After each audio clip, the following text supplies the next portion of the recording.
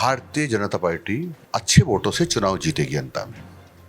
प्रमोद भाई के बारे में भी बहुत प्रचार है, कांग्रेस के लोग अच्छा प्रचार कर रहे हैं। भरत सिंह जी जो पूर्व मंत्री थे, अब नहीं रहे हैं, उन्होंने भी उनके बारे में बहुत अच्छा प्रचार किया था कि बजरी खा गया, बाटा खा गया, पता नहीं क्या क्या खाने के लिए उनको खा गया, भाया रे भाया तू बाटा खा गया, ऐसे कर करके उन्होंने एक बोर्ड भी लगाए थे। कांग्रेस के समूह में भ्रष्टाचारी ज़्यादा है, तो भ्रष्टाचारी की जय जयकार करेगा ही। नमस्कार, आप देख रहे हैं गोल्डन हिंद न्यूज और मैं हूं मंडलेश्वर सिंह। इस वक्त प्रदेश में अंता विधानसभा सीट पर उपचुनाव हो रहे हैं, नामांकन भी दर्ज किए जा चुके हैं। यूं तो कई उम्मीदवारों ने नामांकन दर्ज किए हैं, लेकिन 4 दावेदार प्रमुख माने जा रहे हैं, जिनमें कांग्रेस के प्रमोद जैन भाया, बीजेपी के मोरपाल सुमन, निर्दलीय प्रत्याशी नरेश मीणा और वहीं बीजेपी के बागी उम्मीदवार और निर्दलीय प्रत्याशी रामपाल मेघवाल।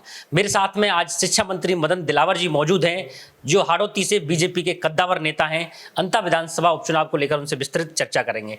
सर, वर्तमान में आप अंता विधानसभा पर बीजेपी की स्थिति कैसे देखते हैं?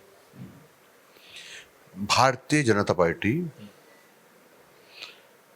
अच्छे वोटों से चुनाव जीतेगी अंता में, क्योंकि वहाँ भारतीय जनता पार्टी के उम्मीदवार बहुत ही सौम्य स्वभाव के हैं, सरल हैं, ईमानदार हैं और अच्छे हैं, और उनकी प्रशंसा पूरे क्षेत्र में है, क्योंकि वो वर्तमान में प्रधान भी हैं। प्रमोद भाई के बारे में भी बहुत प्रचार है, कांग्रेस के लोग अच्छा प्रचार कर रहे हैं।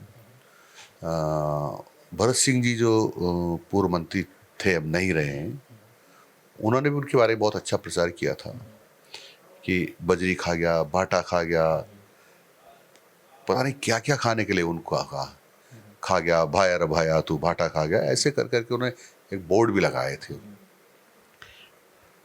तो स्पष्ट है कि भरत सिंह जी के हिसाब से जो हमारे वहाँ कांग्रेस के उम्मीदवार हैं प्रमोद जैन जी भाया, उनके बारे में यह है कि ये भ्रष्टाचार में आकंठ रूप में डूबे हुए हैं और अंता की जनता किसी भी कीमत पर भ्रष्टाचारी को स्वीकार नहीं करती है।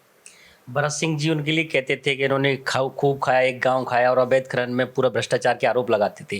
कांग्रेस श्रद्धांजलि भी दे रही थी जब उनकी अंतिम यात्रा निकली, लेकिन उसके बाद कुछ दिन बाद ही उन्होंने टिकट दे दी। तो इस दोगली नीति को आप कैसे देखते हैं कांग्रेस? क्योंकि कांग्रेस के बारे में आप जानते हैं कि एक तरह से अधिकतर कांग्रेस के समूह में भ्रष्टाचारी ज़्यादा है। आपने देखा होगा, एक मंत्री तो अभी जेल में है, कुछ पहले पेपर लीक में पेपर बेचने पकड़े गए थे, मंत्री का दर्जा दिया होता है, ऐसे लोग भी थे। तो बहुत सारे भ्रष्टाचार में आकंठ रूप से डूबे हुए हैं, तो भ्रष्टाचारी की जय जयकार करेगा ही।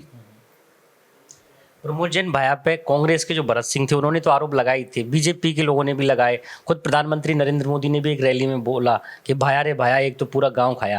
लेकिन अब इस पे कांग्रेसी ये कह रहे हैं कि जब हमारा जो पूर्व मंत्री थे वो भ्रष्टाचार में इतने लिप्त थे, तो 2 साल हो गए बीजेपी की सरकार को, लेकिन अभी तक उन्होंने कोई कार्रवाई क्यों नहीं? ऐसे ही महेश जी के बारे में कहते थे, महेश जी भी कहते मेरे बारे में करे तो जेल में डाल के देखो। तो भारतीय जनता पार्टी थोड़ी जेल में डालती है, जेल में तो कानून डालता है।